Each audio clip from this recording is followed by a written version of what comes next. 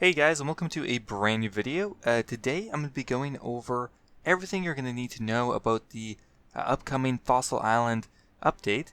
Now this should be coming in September. I don't think an exact date has been clarified, but in the initial post back in April they said they should have it done by September.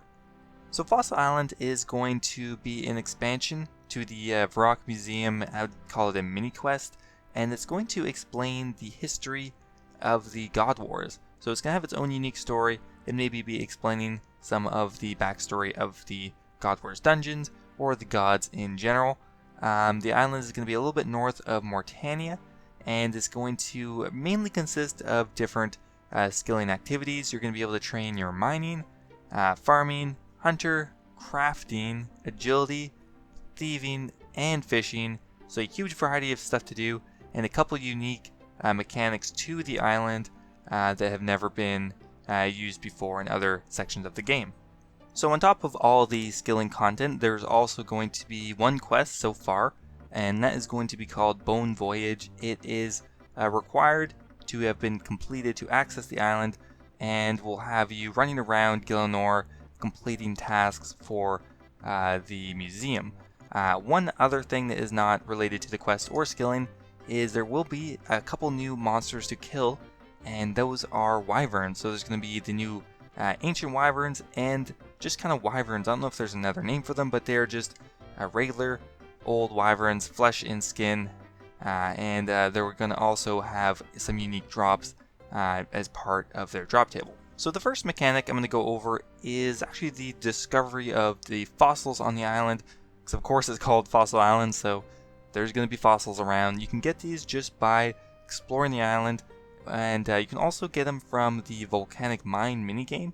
Now what these are going to be are one-off experience rewards. They're going to be based on the size of the fossil you get, and they'll be able to reward you with crafting experience, construction experience, and you will also be able to get kudos for your museum kudo total. So the largest piece of skilling content that is coming from Fossil Island is going to be the Volcanic Mine. To start doing this, you're going to need 50 mining as well as 155 kudos that you'll have to have completed by doing various activities in the Varrock Museum. The Volcanic Mine is going to be a group skilling activity very close to Wintertod. You'll be able to contribute to the game by controlling the flow of lava, removing rocks from the wall, solidifying the floors, and mining and depositing minerals. The reward is going to be mainly mining experience, but you can also get, like I said earlier, fossils, as well as a small amount of ores. Now, the mining experience is going to vary a bit based on your level, but at level 99 it can give a max of 82k mining experience per hour, and at level 50 you're looking to get about 40k. So, pretty high up there as far as mining experience goes. I think it's going to be the highest, most reasonably achievable experience for most people. Because yes, I do think you can get a bit higher experience 3-ticking granite, but a lot of people don't want to do that, and they'll probably just go ahead and do the Volcanic Mine instead. So the next piece of skilling content you'll be able to do on Fossil Island is farming hardwood trees. So teak and mahogany can now be farmed in actual regular farming patches. Now, these will be able to be farmed at level 35 for teak trees and 55 for mahogany trees. The main difference between regular trees in this is it takes absolute ages for these things to grow. For a teak tree, it's going to take about 75 hours for one to be fully grown, and for the mahogany tree, it's going to take 85 hours. That being said, you are going to be rewarded with a very high amount of experience for the level anyway. So for level 35 at teak trees, it's going to be 7.2k experience per tree, and for mahoganies at level 55 it's going to be almost 16k. So a hell of a lot of experience, but you're going to have to wait quite a while for these to mature. So what I am wondering about is, could these actually be worth farming for profit at a certain point? And it kind of depends on how close the farming patch is to a bank or a teleport, because if it works like every other tree, you will be able to cut it down and it will regrow, of course, and you'll be able to have a mahogany or teak tree close to your bank potentially, but they might not make it like that for that exact reason, so the price of the hardwood logs don't crash anymore. We'll have to see though. The next skilling method I'm going to talk about is a hunter method. Now what you do is you chase around a shy plant-like animal that is tracked similar to kebits, so I don't really know what to expect here. Apparently you have to track them all over the island, but is very rewarding for doing so. So this is a higher level hunter technique. You'll be rewarded with approximately 140k an hour at level 85, scaling up to 160k by level 95. And on top of getting experience here, you'll also be able to harvest the herbs from the animal's back. I'm assuming after you viciously cut its head off or something like that, you'll be able to get herbs from it. So I'm not sure if this will be a very good money, but even if it's alright money, the XP per hour for hunter is pretty good here, and I think this is going to be a very popular method once it comes out. So Fossil Island is also going to offer a lower level hunter method. This is going to be the best hunter experience between the levels of 5 and 35, so pretty low level. But if you remember how annoying it was to level up your hunter at that point, definitely going to be nice to have an alternative. So what you're going to be doing is actually setting up these birdhouse traps, and they're kind of interesting because it's kind of like farming. You're going to be setting up these traps, 10 of them at a max, and birds will slowly come into this birdhouse trap. And all you're going to do is set them up, and you will need a certain amount of crafting to actually build them, and a hunter level of course. But you just leave them and you come back in 30, 40, 50 minutes once they are full of birds, and I'm assuming you just fucking execute them. And then you get hunter experience, and I'm sure a little bit of crafting experience for building the house. So a nice AFK method, again very similar to farming, but is actually going to level up your hunter, which is historically extremely terrible to level up during those levels. So I'm kind of excited to give this a try. So one other skilling update that was just suggested a couple days ago, and there was a dev blog on it, is the Suliacep mushroom. What this is a level 65 woodcutting mushroom. So instead of getting logs as reward, you're going to be getting types of mushrooms instead, which I think is cool. You can get a bittercat mushroom, the Mortmire fungi you can get from here, and a rare chance of obtaining a new Suliacep cap. And what you do with this is you bake it into a mushroom pie, and it gives you a +4 crafting boost, which is extremely fucking random, but I don't know, kind of cool.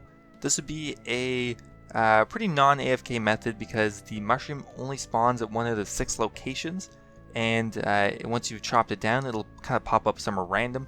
On top of that, apparently there is somewhat dangerous monsters around that kind of damage you, and I'm assuming they probably poison you or something to make it a little more engaging, and you actually won't be able to AFK this, which is kind of cool.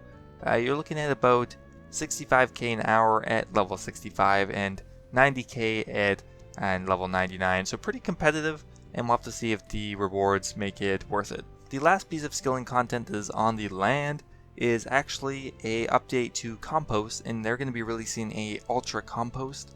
Now this is going to be an upgraded version of the Super Compost, so it'll probably give you a higher minimum yield, maybe up to 6 or 7, but that seems kind of strong, and a lowered chance of having your crops diseased, which is always nice. Alternatively, you can actually use it with a Hairlander potion to create a compost potion, which is kind of an obscure item that is only obtained through the Nightmare Zone shop currently, which I think is probably good to give that item more of a purpose. But yeah, I'm actually, of all the updates for Fossil Island, this is the only one I'm actually investing some money in, hoping that Super Compost will raise up. We'll see if I'm right or not, but kind of excited to give this a try, but it's kind of just a minor thing. So one of the more unique things about the Fossil Island is that there is a fairly large underwater area. What you'll be able to do here is farm seaweed. You can also catch fish directly because you're already underwater, and you can actually train your agility and thieving down here as well. So to start with the agility and thieving training, if you have a look at the map, there will be a bunch of different obstacles underwater, including currents, giant clams, and other stuff that you'll have to kind of navigate around, and you're going to be innately getting agility experience as you swim around and go over these obstacles. The thieving experience is going to come from these treasure chests that will be scattered throughout the map. So basically you'll be swimming around trying to get these treasure chests, avoiding different currents and little obstacles and monsters, and together you'll be training your thieving and agility at the same time, or at least that's the example they give in the dev blog. You'll get approximately 110k experience in thieving, which is pretty good, but that's at level 99, and 30k as well for agility at level 99. I'd expect maybe half that at a lower level. We also have once again another farming method, which I don't think is going to be used for experience, but it does allow you to bring seaweed into the game by actually farming it directly underwater, which will be good for Iron Men and people who actually need to get soda ash, because otherwise it's very annoying to obtain it. And the last method is going to be underwater fishing. Now this is unique because it's actually giving you fishing and hunter experience, which is another kind of interesting combo. What you're going to be doing is swimming around and catching fish with a drift net, so literally just surrounding them and making them get in your net. But it looks like it caps out at about 50k hunter and fishing experience at level 60, which seems really good because honestly fishing experience 50k an hour is pretty good and very competitive, plus you're getting the hunter experience. This seems really good and I'm kind of excited to give this a try, although I feel like it might get nerfed along with a couple other of these things. And last but not least, but what a lot of people are actually excited for is the new Wyverns that are going to be accessible on the Fossil Island. There's going to be regular Wyverns and ancient Wyverns. The regular Wyverns will be huntable at level 66 Slayer, and the ancient Wyverns will be accessible at level 82 Slayer, and obviously I have to finish the quest to get to the Fossil Island. Now, these Wyverns are coming with 3 unique drops we know of so far, and that is the Granite Boots, the Granite Longsword, and the Ancient Wyvern Shield. So we'll start with the boots.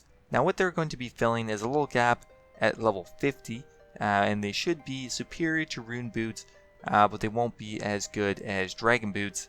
Next up is the Granite Longsword, which is a level 50 weapon.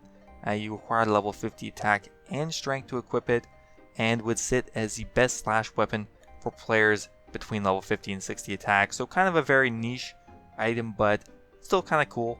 But last up, and arguably the most OP item that they're releasing, is the Ancient Wyvern Shield. Now the way you'd get this is by killing ancient wyverns, and they would drop an ancient wyvern visage. You'd attach it to a elemental shield, and it would create kind of an equivalent to the Dragonfire shield. You'd have to charge it up with fossils as opposed to charging it up off dragons. But if you look at the stat line, it is very good. It's providing bonuses very close to that of the Dragonfire shield, except in range. But on top of that, you're getting a bonus as if you're equipping a arcane almost. So it's kind of a combination between the arcane and the Dragonfire shield. You're getting the magical attack bonus from having an offensive shield and the defensive bonus of having something like a Dragonfire shield. So this seems extremely good. I wouldn't be surprised if this got nerfed or it on release is extremely expensive. I would like to get one myself eventually, but we'll see how that goes. Anyway guys, that is pretty much it for Fossil Island. A whole bunch of new skilling updates and some Slayer updates, and well, one new quest. So anyway, I hope you enjoyed the video. If you did guys, I would appreciate it if you tossed it a like, and yeah, I'll see you guys in the next video.